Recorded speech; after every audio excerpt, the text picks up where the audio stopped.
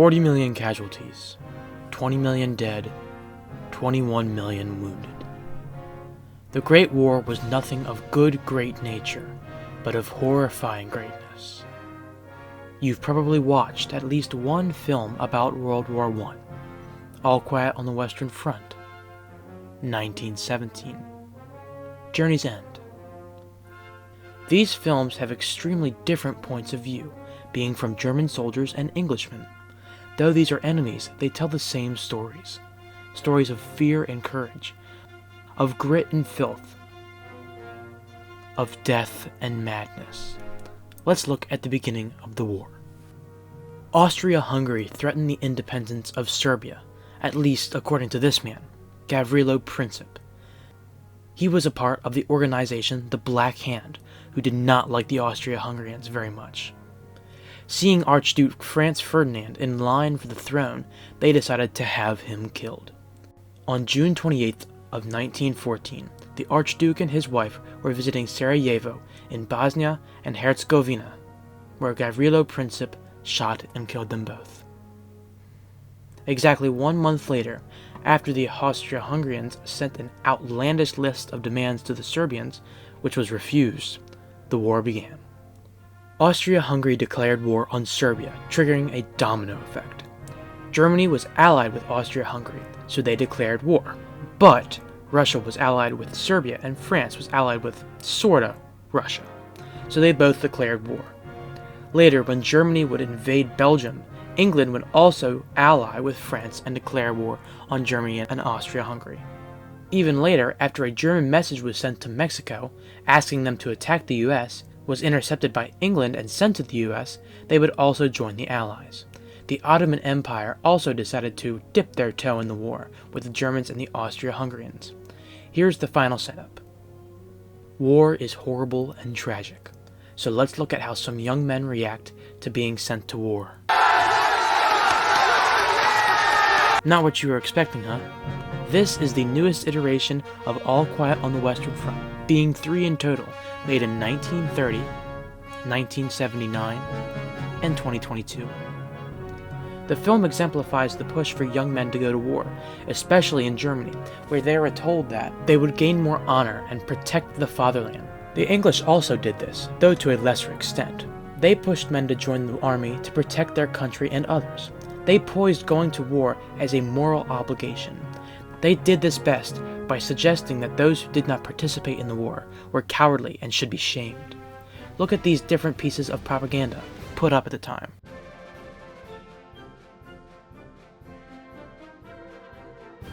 Other films showed the fear and upset feelings of men going to war. J'accuse is a 1919 French silent anti-war film and has an extremely profound outlook on the disgust of not only the front lines but the home front as well. From about the halfway point, these films have similar events that happen. Paul from All Quiet on the Western Front is exposed to the utter horrors of the frontline trenches and has to deal with his friends ultimately dying. Jean from J'accuse also goes mad at the end of the film, after his previous enemy turned friend, Francois, his lover's husband, dies in a hospital. Jean also experiences shell shock and his sanity is destroyed. Both men go mad in their own ways. Paul goes back to war even though he knows it is futile and is subsequently killed. Jean returns to his village and raves of dead men returning. His final act is to denounce the son that he once cherished. He proceeds to collapse on the floor and die. These films have the same message, that of anti-war. They both try to point out that war is not an experience to boast about, but to be disgusted by. The life is sucked from soldiers just to let them be killed. What about films that stretch the truth a little bit? Like Zombies. This is Trench 11, a World War I movie about the Germans developing a secret parasite to infect and take over humans. Very realistic in my opinion. This movie is not the best in terms of writing or quality, but subtly brings something forward into the audience's attention. The Germans' use of dirty and underhanded war tactics. This brings us to their use of poisonous gases. Although the film focuses on parasites, it can be directly connected to their use and disregard for those killed by the chemical warfare weapons. Germany used different kinds of gases, like chlorine, mustard, and phosgene. It makes it worse when it is brought to light that the use of chemicals in warfare was outlawed in 1899 by the Hague Convention, and the Germans used it anyway. Pure evil. What is the best horror movie or piece of media for WW1 then, you may ask? Technically, it's not even a horror movie. Johnny Got His Gun is the tale of a quadruple amputee that cannot hear, speak, or see. Once a normal man, left a torso, he begs for his suffering to be ended. The movie cannot do full justice to the sheer agony of the book, which I highly recommend you read, but beware of body horror. The ideas of this film/novel present is one of the best worst-case scenarios. It shows the gruel of life and misery war can cause. He had a life, something he can never hear or say any longer. His existence is one of pain. 1917 brings the horror in a unique way. Framed as a one-shot war film, it gives the journey of two young Englishmen on their way to deliver an urgent message, saving countless lives. It drives the tension of war directly into the audience's face, making them feel like they are truly another soldier on the way to deliver the message.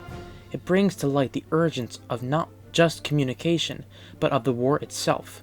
Wave after wave was sent through no man's land to take a trench to gain only a few hundred meters. The urgency is the difference between life and death. If you hesitate even the slightest when storming an enemy trench, you would surely be killed.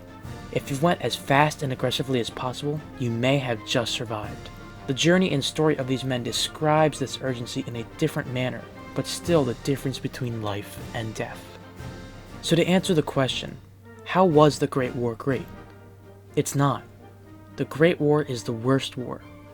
It was the war to end all wars. But we still have wars. So what was the point? There is no point. Men went and lost their lives even if they didn't die. It was truly for nothing. Here's a list of some of the best World War I films. All Quiet on the Western Front, all three. 1917, Journey's End, J'accuse, They Shall Not Grow Old, War Horse, Company K. Let your love for film drive away your love for war. Thank you and have a great day.